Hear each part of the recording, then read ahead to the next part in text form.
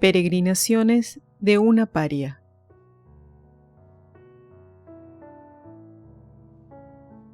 Por Flora Tristán.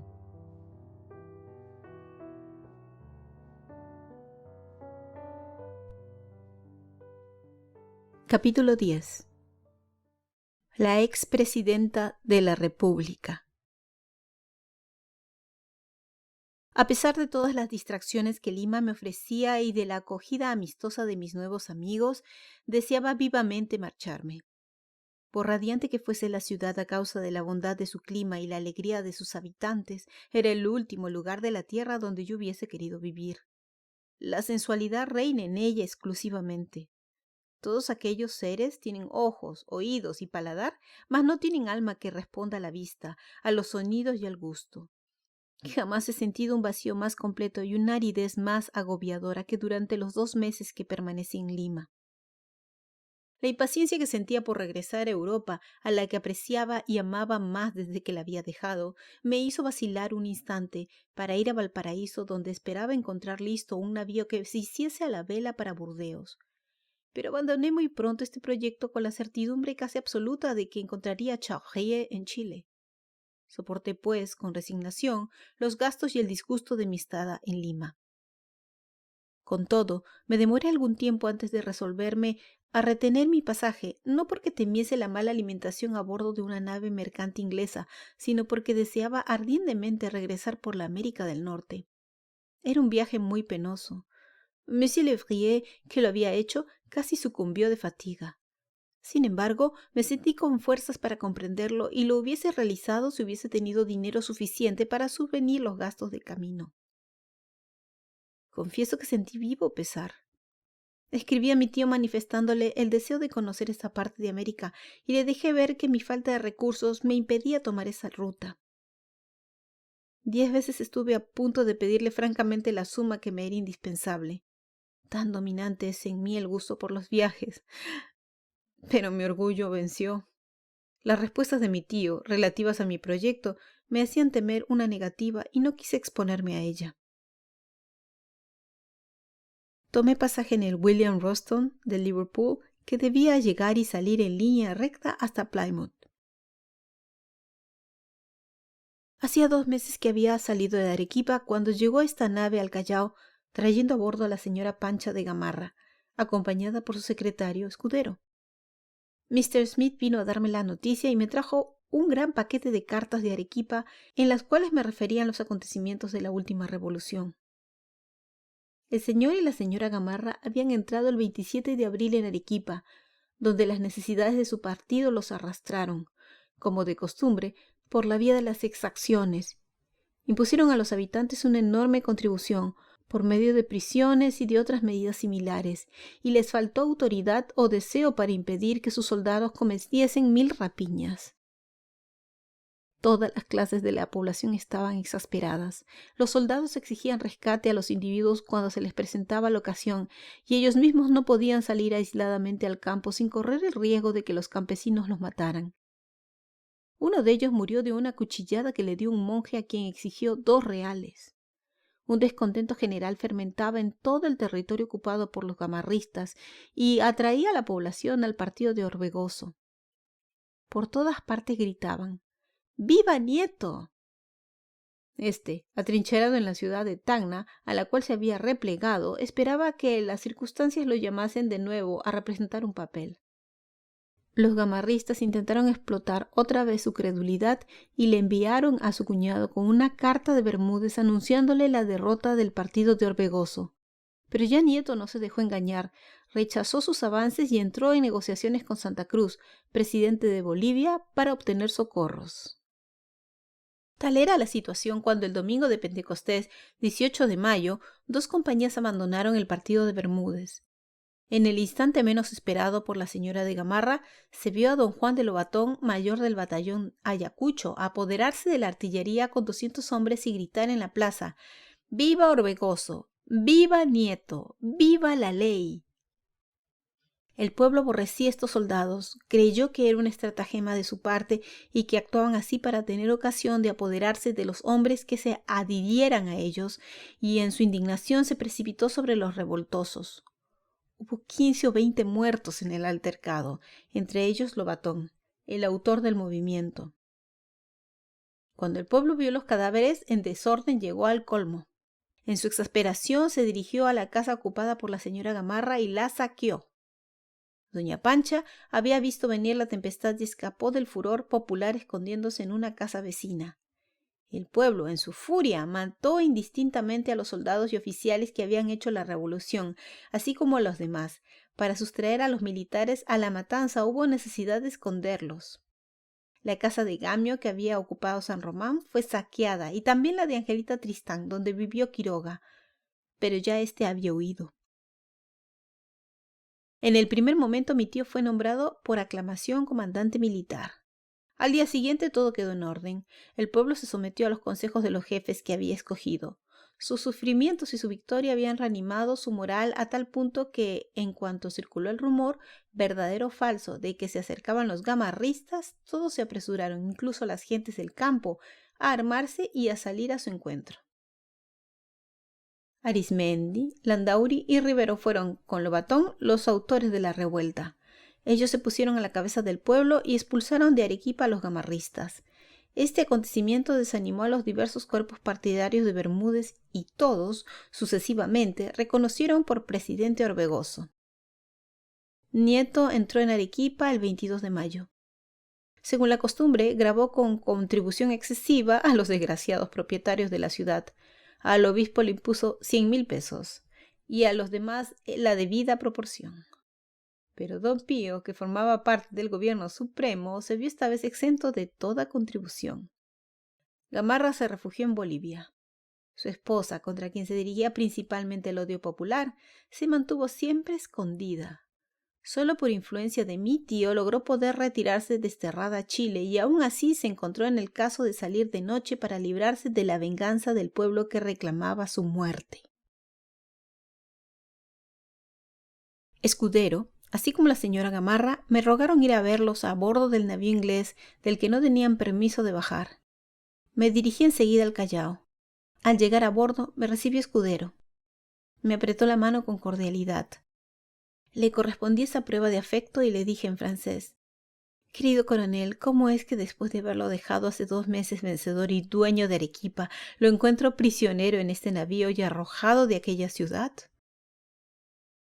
Señorita, es así como la suerte zarandea a los hombres que representan un papel en un país presa de las guerras civiles, donde, sin conciencia pública, se lucha solo por un jefe. Después de su partida he pensado a menudo en usted. Tenía usted razón, y comienzo a creer que podría hacer algo mejor que permanecer en América. Quizás sin estos últimos acontecimientos de Arequipa habría regresado con usted a Europa en este barco. Lo he pensado más de una vez, pero este es otro de aquellos proyectos que la fatalidad de mi destino me ha hecho desvanecer. Aquí estoy arraigado para siempre. La pobre presidenta se ve arrojada de todas partes. Su causa está perdida sin remedio. Su cobarde e imbécil marido ha ido a buscar refugio donde Santa Cruz y ciertamente va a perder las pocas probabilidades de éxito que pudieran quedarle. No puedo abandonar a esta mujer. Con la ayuda de su tío, mi abnegación ha logrado sustraerla a las venganzas populares. Hemos huido de Arequipa de noche, como bandidos. Igualmente de noche le hicimos embarcar, pues temíamos por su vida a causa del odio homicida que la persigue. Santa Cruz no quiso recibirla en sus estados y se la deporta a Chile. En cuanto a mí, estoy completamente libre.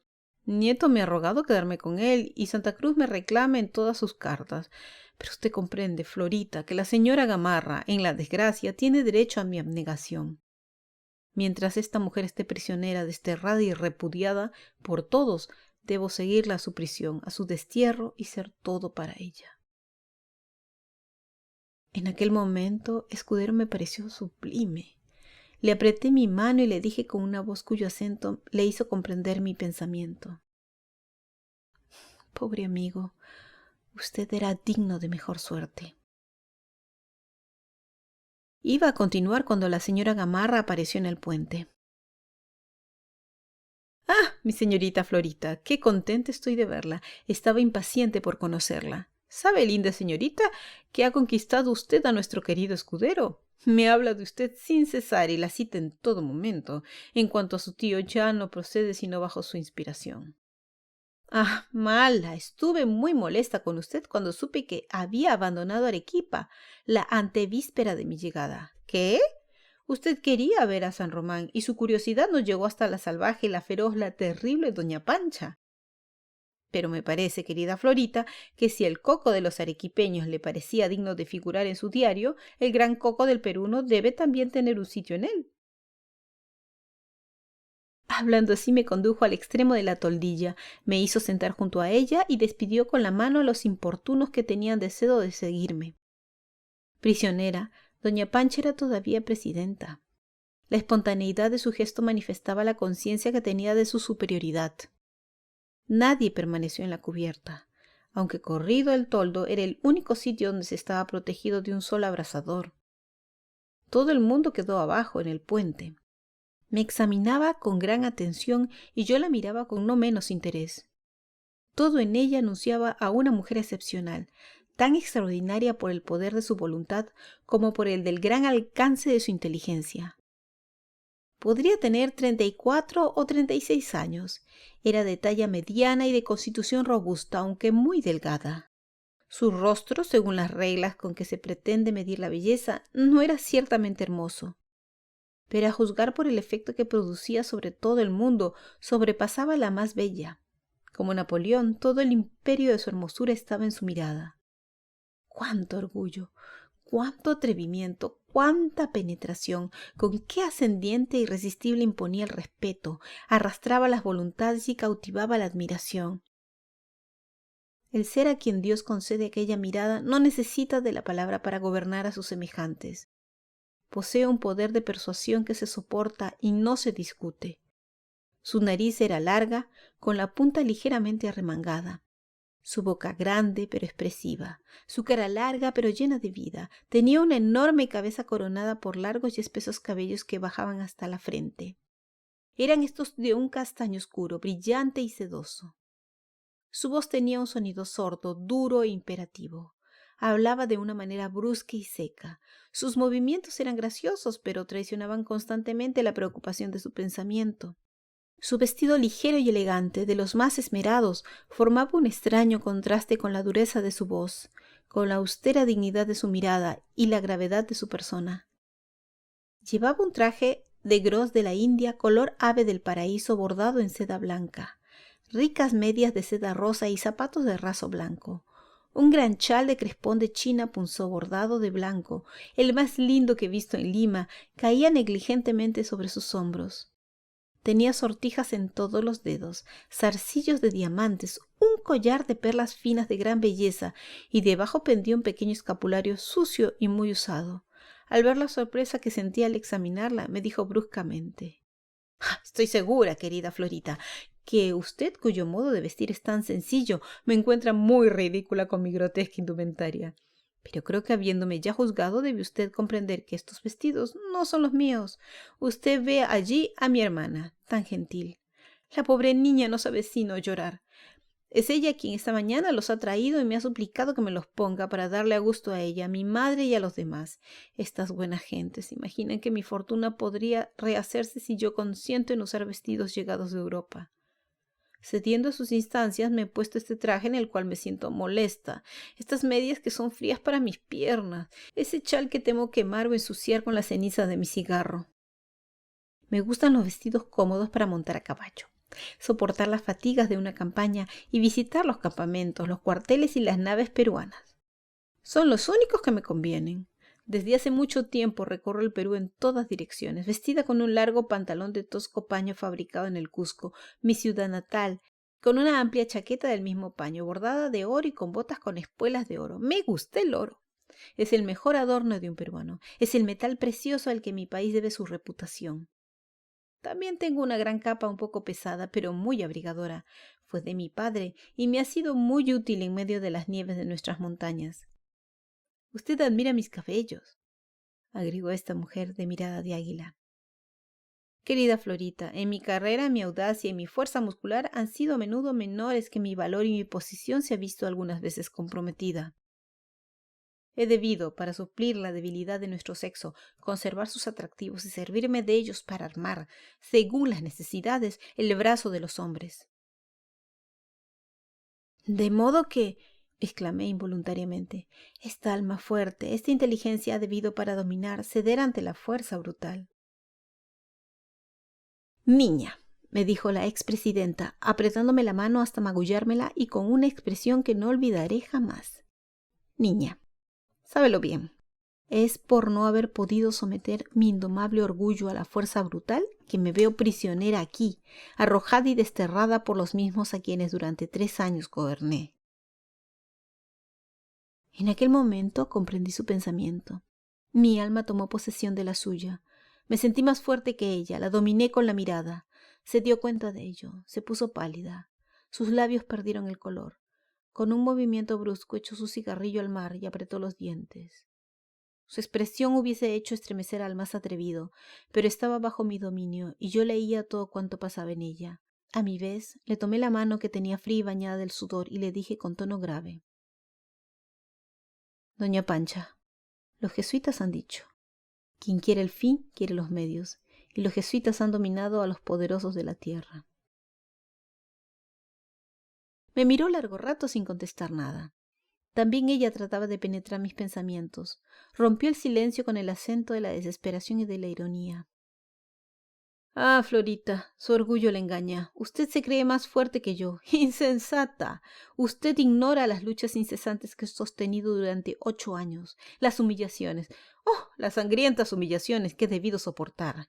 He rogado, adulado, mentido, he empleado todo, no he retrocedido ante nada. Y sin embargo, no ha sido suficiente. Creí haber vencido, llegado por fin al término en que debía recoger el fruto de 8 años de tormentos, de trabajos, de sacrificios, cuando por un golpe infernal me veo arrojada, perdida, perdida, Florita. No regresaré jamás al Perú. Ah, Gloria, cuán caro cuestas. Qué locura sacrificar la felicidad de la existencia y la vida íntegra para obtenerte. No es sino un relámpago, un humo, una nube, una decepción fantástica. Es nada.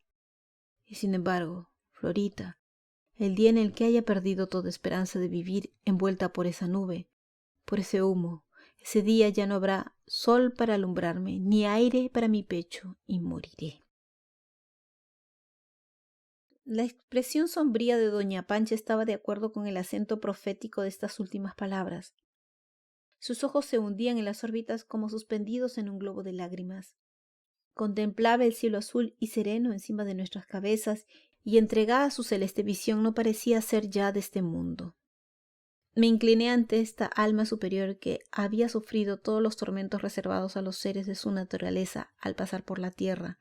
Iba a continuar la conversación, pero se levantó bruscamente. En 2 saltos estuvo abajo en la toldilla.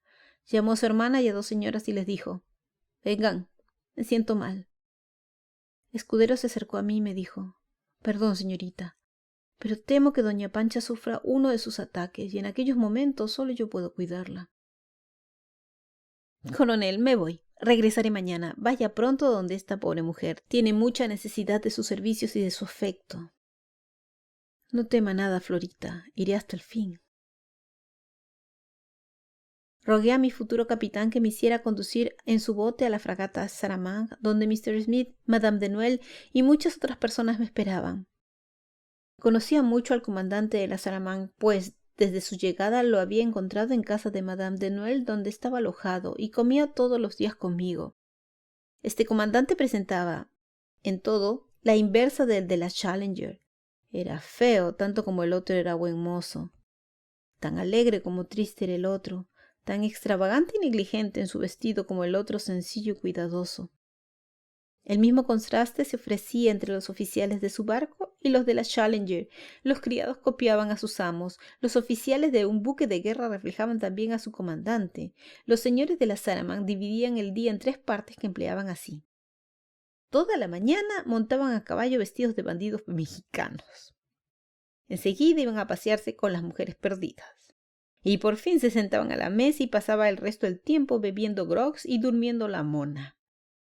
Aparte de esta conducta, cuyo resultado solo perjudicaba su salud y su bolsillo, eran hombres suaves, amables y cómodos para convivir. El comandante se distinguía sobre todo por sus maneras de hombre muy correcto que había conservado a pesar de su vida de libertinaje. Su fealdad era agradable, como lo es casi siempre la de las personas picadas de viruela. Yo le había prometido visitar su fragata el día en que fuese a ver a mi navío. Confieso que esperaba encontrar a bordo el mismo descuido de su comandante y de sus oficiales. ¿Cuál fue mi sorpresa al poner pie en el puente, al ver reinar el orden y la limpieza hasta en los menores detalles? Nunca había visto algo semejante. Los dos entrepuentes, las camas, los modales de los soldados y de los oficiales de servicio eran admirables de conveniencia y regularidad. Como contemplaba todo con aire de admiración, el comandante me dijo sonriendo: Estoy seguro, señorita, que usted se figuraba al venir aquí encontrar la confusión que usted veía en mi cuarto cuando pasaba delante de él. No precisamente, comandante, pero le confieso con franqueza que no esperaba encontrar a bordo un orden tan perfecto. Permítame decirle, señorita, que a mi vez estoy sorprendido de que una persona tan sensata como parece serlo usted en todas las ocasiones se haya apresurado a formular un juicio sobre algo que no conocía. En tierra, desligado de mis deberes, soy libre de entregarme a mis inclinaciones. Mi conducta puede ser reprobada por las personas que emplean menos franqueza en sus actos, aunque no creo que la mía hiera algún interés de la sociedad. A bordo soy el comandante de mi fragata y conozco el alcance y la importancia de las obligaciones confiadas a mí. Desde hace 15 años tengo el honor de servir a mi país y puedo decir que jamás he omitido cumplir puntualmente los deberes que me estaban encargados. Ninguno de estos mismos oficiales, a quienes ve usted tratar en la mesa con tanta familiaridad y camaradería, encontraría gracia ante mi severidad por el más ligero olvido de los deberes que les están impuestos. Este hombre, que en su conducta en tierra manifestaba un desdén soberbio por la opinión, era a bordo uno de los mejores oficiales de la marina inglesa y uno de los más rigurosos observantes de la disciplina. Había orgullo y originalidad en esta manera de ser, pero ciertamente tenía también un gran dominio de sí. El comandante, así como todos los demás oficiales, era a bordo de una excesiva sobriedad y llevaba una vida muy laboriosa. No se permitía ninguna distracción. Los retratos de mujeres que tenían en sus camarotes, habían 6 en la del comandante, eran los únicos recuerdos que parecían conservar de su existencia en tierra. Durante todo el tiempo que permanecí en el barco observé a estos oficiales de exterior grave, de aire marcial y cuya expresión contrastaba de manera extraña con la que les había visto en casa de Madame de Noël. El comandante me recibió con fría cortesía y la etiqueta reguló todas sus demostraciones mientras estuvimos a bordo. Nos retiramos todos muy admirados del cambio de tono y de las maneras que habíamos observado en los oficiales de la Salamanque, y fue hasta nuestra llegada a Lima el objeto de nuestra charla. La impresión que me había dejado mi conversación con la señora Gamarra me agitaba de tal manera que no pude dormir por la noche. Qué multitud de pensamientos asaltaron mi espíritu. Por un poder de fascinación yo había leído en el alma de esta mujer, envidiada durante tanto tiempo, y cuya vida en apariencia tan brillante había sido, sin embargo, tan miserable. No pude pensar, sino temblando, en que durante un tiempo había formado el proyecto de ocupar la posición de la señora Gamarra. ¿Qué? Me decía. ¿Eran estos los tormentos que me estaban reservados si hubiera tenido éxito en la empresa que meditaba? Hubiera sido también presa de los dolores, de las humillaciones y de las ansiedades. Oh, cuanto más nobles y preferibles me parecía mi pobreza y mi vida oscura con la libertad. Experimentaba un sentimiento de rubor por haber creído un instante en la felicidad de la carrera de la ambición y en la existencia de una compensación en el mundo a la pérdida de la independencia. Regresé al Callao. La señora Gamarra había dejado el William Ralston y se hallaba al bordo de otro barco inglés, la Jeune Henriette, que zarpaba al mismo día para Valparaíso. Cuando llegué encontré a Escudero pálido, con aire abatido. ¿Qué tiene usted, mi pobre amigo?, le dije. Parece muy enfermo. Lo soy, en efecto. He pasado una noche muy mala. Doña Pancha ha tenido 3 ataques horrorosos. No sé de qué tema ha podido usted conversarle, pero desde que usted se fue estuvo en una agitación constante. Era la primera vez que veía a Doña Pancha y es posible que, a pesar mío, mis palabras, en vez de calmar su dolor, hayan aumentado su amargura. Si es esto, lo deploro de veras. Es posible que, a pesar suyo, como dice, la haya herido en su orgullo, cuya susceptibilidad es extrema. Hacía cerca de un cuarto de hora que conversaba con Escudero cuando lo llamaron. Se precipitó al camarote y quedé a solas. Repasé en mi memoria las palabras de mi conversación la víspera. Las sometí al examen para descubrir las que hubiesen podido herir a doña Pancha. Mas el dolor del poder perdido sus lados vulnerables no puede ser comprendido por completo sino por aquellos que lo han poseído y sentido su embriaguez. Mi búsqueda fue vana. Sentía haberme dejado llevar por mi franqueza y no haber sido más reservada con un dolor que salía fuera de la línea de las aflicciones comunes.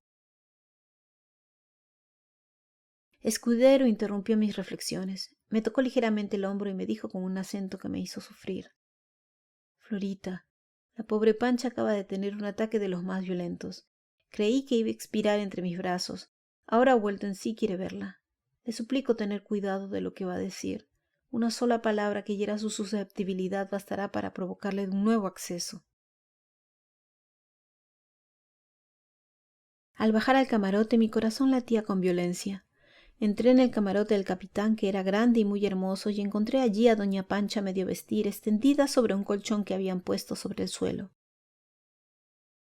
Me tendió la mano y me senté a su lado. No ignora usted, sin duda, me dijo, que soy víctima de un mal terrible y...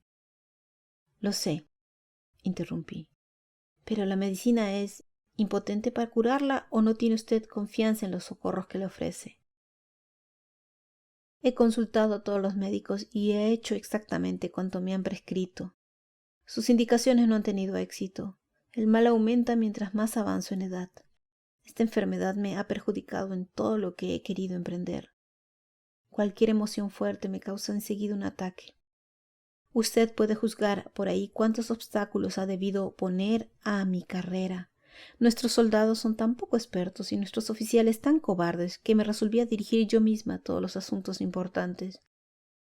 Desde hace 10 años y mucho tiempo antes de tener la esperanza de hacer nombrar presidente a mi marido, asistí a todos los combates con el propósito de acostumbrarme al fuego. A menudo, en lo más fuerte de la acción, la ira que sentía al ver la inercia y cobardía de los hombres a quienes mandaba me hacía arrojar espuma de rabia y entonces comenzaban mis ataques. No tenía sino el tiempo para echar pie a tierra. Muchas veces los caballos me han pisoteado y mis servidores me han llevado como muerta. Pues bien, Florita, ¿creerá usted que mis enemigos se han servido contra de mí de esta cruel enfermedad con el fin de desacreditarme en el espíritu del ejército? Decían por todas partes que era el miedo, el ruido del cañón, el olor de la pólvora que me atacaba los nervios y me desvanecía como una marquesita de salón. Le confieso, son estas calumnias las que me han endurecido. He querido hacerles ver que no tenía miedo ni de la sangre ni de la muerte. Cada revés me hace más cruel y sí. Se detuvo, elevando los ojos al cielo. Parecía conversar con un ser que solo ella veía. Después me dijo: si dejo mi país para no regresar jamás a él y antes de 2 meses estaré con usted.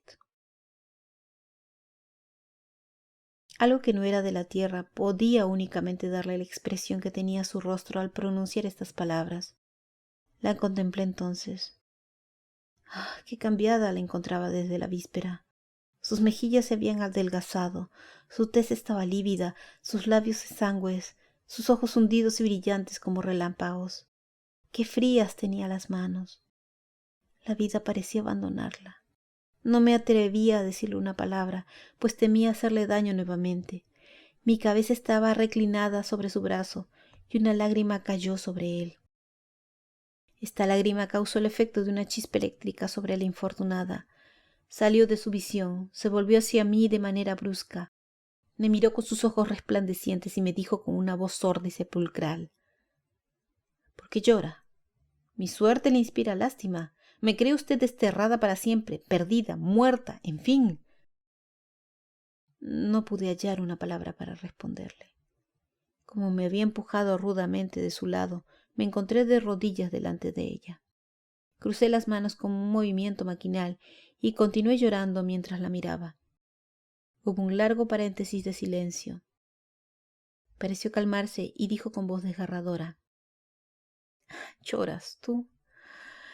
Bendito sea Dios, tú eres joven. Hay todavía vida en ti. Llora por mí que ya no tengo lágrimas, por mí que ya no soy nada, por mí que ya estoy muerta. Al terminar esas palabras, cayó sobre su almohada, puso las manos en cruz sobre su cabeza y lanzó 3 débiles gritos. Acudió su hermana, vino Escudero, todos se apresuraron a prodigarle los cuidados más afectuosos. Yo, de pie, cerca de la puerta, la contemplaba. No hacía ningún movimiento, no respiraba ya. Tenía los ojos brillantes y desmesuradamente abiertos. El capitán me arrancó de este triste espectáculo, anunciándome que los visitantes debían pensar en retirarse porque se elevaba anclas. Mr. Smith vino a recogerme. Escribí 2 palabras de adiós a Escudero y me fui. Cuando subíamos al coche, vimos a la jeune Henriette alejarse de la rada. Distinguí en la cubierta a una mujer envuelta en una capa oscura y con los cabellos desgreñados. Extendía los brazos hacia una chalupa y agitaba un pañuelo blanco. Era la expresidenta del Perú que dirigía su último adiós a su hermana y a los amigos a quienes no debía volver a ver. Regresé enferma a mi cuarto. Aquella mujer estaba siempre presente en mi vista. Su energía y constancia heroicas en medio de los sufrimientos sin número que había tenido que soportar la hacían aparecer sobrenatural. Sentía una angustia indecible al ver a esta criatura de elección víctima de estas mismas cualidades que la distinguían de sus semejantes, obligada por los temores de un pueblo pusilánime a dejar a su país, abandonar a sus parientes y amigos e ir, presa de la más horrible enfermedad, a terminar su penosa existencia en el destierro. Una señora nacida en el Cusco, amiga de la infancia de doña Pancha, me ha referido sobre esta mujer extraordinaria particularidades que creo deben interesar al lector. Doña Pancha era hija de un militar español quien se casó con una señorita muy rica en el Cusco. Desde su infancia se hacía notar entre sus compañeras por su carácter orgulloso, audaz y sombrío. Era muy piadosa y desde la edad de 12 años quiso entrar en un convento con la intención de hacerse religiosa.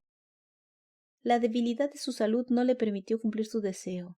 A la edad de 17 años, sus padres la obligaron a regresar a la casa paterna para recibir los cuidados que reclamaba su enfermedad. La casa de su padre era frecuentada por muchos oficiales. Muchos la pidieron en matrimonio, pero ella declaró que no quería casarse, resuelta como estaba a regresar a su convento en cuanto pudiera. El padre, con la esperanza de curarla, la hizo viajar, la llevó a Lima, la presentó en sociedad y le procuró todas las distracciones posibles. Sin embargo, estaba siempre triste y parecía poco sensible a los placeres de su edad. Empleó 2 años en viajar y retornó al Cusco. Poco después de su regreso, renunció a la idea de hacerse religiosa y escogió por marido a un oficialillo feo, necio y el más insignificante de todos aquellos que le habían solicitado. Se casó con el señor Gamarra cuando era un simple capitán. Aunque de salud débil y casi siempre encinta, siguió a su marido a todos los lugares donde la guerra lo llamaba. Y esas continuas fatigas robustecieron de tal modo su constitución que adquirió una gran fortaleza y fue capaz de hacer largos viajes a caballo. Por mucho tiempo logró ocultar la cruel enfermedad que la atormentaba y que progresaba cada día más. Y solo cuando fue presidente y su vida se convirtió en objeto de toda clase de averiguaciones, el público lo supo por intermedio de sus enemigos. Sus solicitaciones y sus intrigas habían hecho ascender a su marido a la presidencia, y una vez obtenida esta, ella se apoderó del manejo de los negocios, se unió íntimamente con Escudero y se sirvió con habilidad de aquellos a quienes juzgó capaces de secundarla. Cuando llegó al poder, después del general Lamar, la república se hallaba en el estado más deplorable. Las guerras civiles destrozaban el país en todo sentido. No había un peso en el tesoro. Los soldados se vendían a quienes les ofrecían más. En una palabra, era la anarquía con todos sus horrores. Esa mujer, educada en un convento, sin instrucción, pero dotada de un sentido recto y de una fuerza de voluntad poco común, supo gobernar tan bien este pueblo, hasta entonces ingobernable aún para el mismo Bolívar, que en menos de un año el orden y la tranquilidad reaparecieron. Las facciones se habían apaciguado, el comercio florecía, el ejército había devuelto su confianza a sus jefes, y, si no reinaba aún la tranquilidad en todo el Perú, al menos gozaba de ella la mayor parte del país. Las virtudes heroicas de doña Pancha le hicieron querer y admirar al principio de su gobierno, pero tenía defectos que debían restringir su duración. Por brillantes que sean las cualidades que Dios nos ha concedido, son apropiadas a sus fines y no a los del hombre. Todos somos perfectos para el orden de la providencia, pero ninguno de nosotros lo es con relación a un orden social. Doña Pancha parecía, por su carácter, estar llamada a continuar con largo tiempo la obra de Bolívar. Lo había hecho si su calidad de mujer no hubiese sido un obstáculo. Era hermosa, muy graciosa cuando quería y poseía todo cuando inspiran el amor y las grandes pasiones. Sus enemigos propalaron contra ella las calumnias más atroces y, encontrando más fácil criticar sus costumbres que sus actos políticos, le atribuyeron vicios a fin de consolarse en su superioridad. La ambición ocupaba demasiado sitio en el corazón de doña Pancha para que el amor tuviese gran imperio sobre ella. Este no fue tampoco el objetivo de sus pensamientos. Muchos de los oficiales que la rodeaban se enamoraron de ella. Otros fingieron estarlo, creyendo encontrar con esto un medio de progresar. Doña Pancha rechazó a todos sus pretendientes, no con esa indulgencia de la mujer hacia el amor que no comparte, sino con la ira y el desprecio del orgullo ofendido. ¿Qué necesidad tengo de su amor?, les decía con su tono brusco y cortante. Son sus brazos, solo sus brazos los que necesito. Lleven sus suspiros, sus palabras sentimentales y sus romanzas a las jóvenes. Yo no soy sensible sino a los suspiros del cañón, a las palabras del Congreso y a las aclamaciones del pueblo cuando paso por las calles. El corazón de quienes la amaban con sinceridad quedaba profundamente herido con la rudeza de semejante lenguaje. Y el orgullo de los ambiciosos que aspiraban a arrastrarse en pos de ella no se sentía menos humillado. Pero no se detenía en esto. Les tomaba odio, les retiraba su confianza y aprovechaba todas las ocasiones para burlarse de ellos, hasta en público, en la forma más ofensiva. Se comprende que esta conducta debía hacerle perder no solo las ventajas de su sexo, sino también suscitarle enemigos implacables, que fueron numerosos. Los hombres, al proponerse conseguir un éxito, creen siempre poseer las cualidades que carecían los que fracasaron. Cada uno de ellos meditaba perpetuamente contra ella proyectos de venganza. Muchos dijeron en alta voz que habían sido sus amantes y que sólo les había retirado sus favores porque ellos habían cesado de amarla. Esas calumnias irritaban a la orgullosa e indomable presidenta y muchas veces la volvieron cruel. Las acciones que esto le indujo a cometer demuestran hasta qué punto le dominaba la ira y con qué violencia sentía estos ultrajes. Un día fue al Callao a visitar las prisiones militares que se hallaban en uno de los castillos. A su llegada, toda la guarnición presentó armas para recibirla. Hizo su visita de inspección y al pasar delante de uno de los batallones distinguió a un coronel que le habían señalado como uno de los que se había jactado de haber sido su amante. Enseguida se lanzó sobre él, le arrancó las charreteras, le cruzó el rostro a latigazos y le dio tan rudo y empellón que fue a caer entre las patas de su caballo. Todos los asistentes quedaron petrificados. «Es así», exclamó ella con voz retumbante, «como corregiré yo misma a los insolentes que se atrevan a calumniar a la presidenta de la República». Otra vez invitó a comer a 4 oficiales. Se mostró amable durante toda la comida y en los postres interpeló a uno de ellos de esta forma. ¿Es verdad, capitán, que usted ha dicho a estos 3 señores que estaba usted cansado de ser mi amante? El desgraciado palideció, balbuceó y miró a sus camaradas con terror. Estos, inmóviles, guardaron silencio. Pues bien, continuó, mi pregunta le hace perder el uso de la palabra. Responda. Si es verdad que usted ha sostenido este propósito, voy a hacerlo azotar con sus camaradas. Si por el contrario ellos lo han calumniado, son unos cobardes y usted y yo los castigaremos. Era demasiado cierto que el inconsiderado joven había sostenido aquel propósito. hizo cerrar las puertas, llamó a 4 negros, les ordenó dejar al oficial en camisa y exigió que los otros 3 oficiales presentes fustigasen a su camarada con unas varas. Esta conducta no estaba en armonía con las costumbres del país que gobernaba y debía necesariamente levantar a todo el mundo en contra de ella. En efecto, en una sociedad en la que existe la más grande libertad entre ambos sexos, no se cree en la virtud, en el sentido en que se ha convenido dar a esta palabra al hablar de las mujeres. Los peruanos se sintieron insultados por la manera de proceder de la orgullosa presidenta. Tampoco era por hacer creer en una virtud que no apreciaba más que las demás mujeres del Perú, que doña Pancha procedía de esta suerte. No se hubiese ofendido en la vida privada de los homenajes dirigidos a sus encantos y como en todas las limeñas habría sido indiferente al número de amantes que le atribuyesen. Pero embriagada de poder y de haciéndose ilusiones sobre su duración, el orgullo de los reyes había pasado a su corazón. Se creyó de una esencia superior y antes de haber consolidado su dominio, tuvo la susceptibilidad de una mujer nacida sobre el trono y fue igualmente imperiosa. Doña Pancha no guardaba mayor deferencia por el Congreso que Napoleón por su Senado conservador. Enviaba a menudo notas escritas de su mano, sin siquiera hacerla firmar por su marido.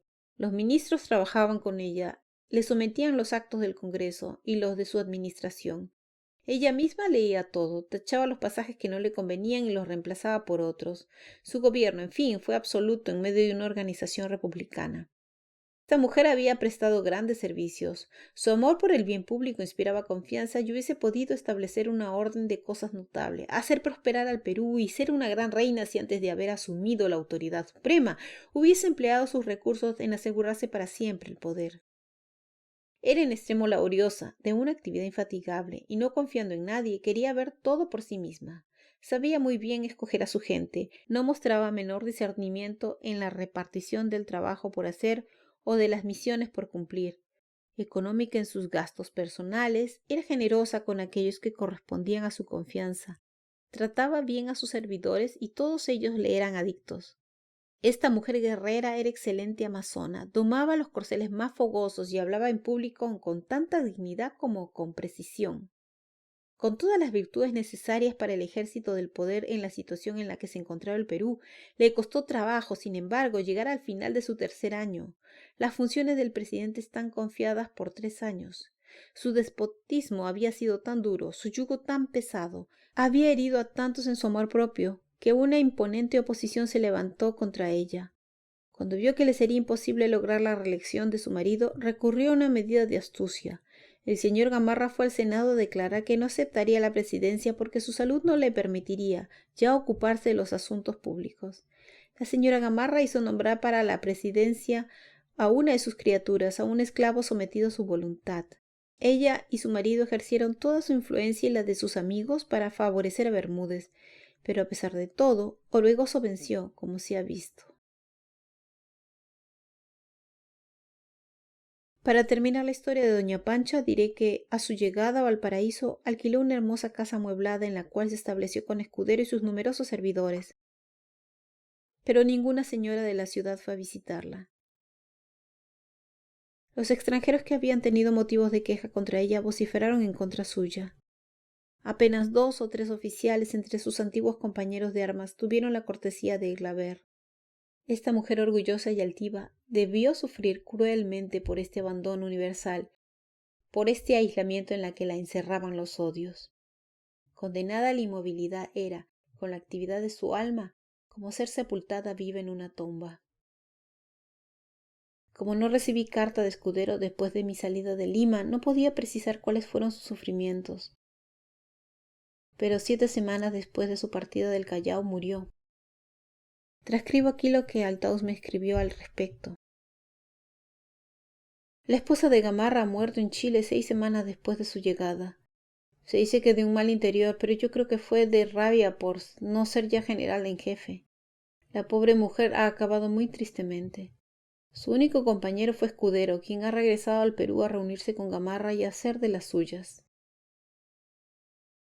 Al día siguiente de mi visita a la señora Gamarra me sentí enferma. Era la primera vez que esto me ocurría desde que estaba en Lima. Pasé un día muy triste en mi lecho y Madame de Nuel pasó la tarde conmigo. ¿Cómo se siente, señorita? Lo mismo, estoy triste y quisiera que alguien me hiciese llorar. Vengo, por el contrario, a hacerla reír. Estoy segura de que son sus visitas al Callao las que le han hecho daño.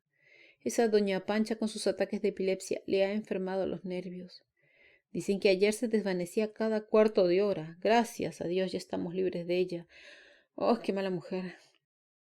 ¿Cómo puede usted juzgarla así? Por Dios, no es muy difícil. Un marimacho más audaz que un dragón de guardia, que abofeteaba a los oficiales como podía yo hacerlo con mi negrito. ¿Y por qué esos oficiales eran tan viles como para soportarlo? Porque ya era el amo y distribuía los grados, los empleos y los favores. Señora de Nuel, un militar que soporta los bofetones merece recibirlos. Doña Pancha conocía muy bien a los hombres a quienes gobernaba, y si no hubiese más culpa que la de corregir a los asalariados del gobierno que faltaban a sus deberes, ustedes la tendrían todavía de presidenta. Madame de Nuel tuvo el talento de cambiar el curso de mis pensamientos, y cuando salió me sentía casi alegre. Por fin llegó el momento de mi partida. Esperaba este día con viva impaciencia. Mi curiosidad estaba satisfecha y la vida tan materialista de Lima me fatigaba en exceso. La última semana no tuve una hora para mí. Hube de hacer visitas de despedida a todos mis conocidos, recibirlas de ellos, escribir numerosas cartas a Arequipa, ocuparme en vender las bagatelas de que quería deshacerme. Cumplí con todo y el 15 de julio de 1834 dejé Lima a las 9 de la mañana para dirigirme al Callao. Iba acompañada por uno de mis primos, Monsieur de Rivero. Comimos donde la gente de Mr. Smith. Después del almuerzo, hice trasladar mi equipaje a bordo del William Rushton y me instalé en el camarote que había ocupado la señora Gamarra. Al día siguiente recibí muchas visitas de Lima. Eran los últimos adioses. Como a las 5, se elevó anclas. Todo el mundo se retiró. Me quedé sola, completamente sola, entre dos inmensidades, el agua y el cielo.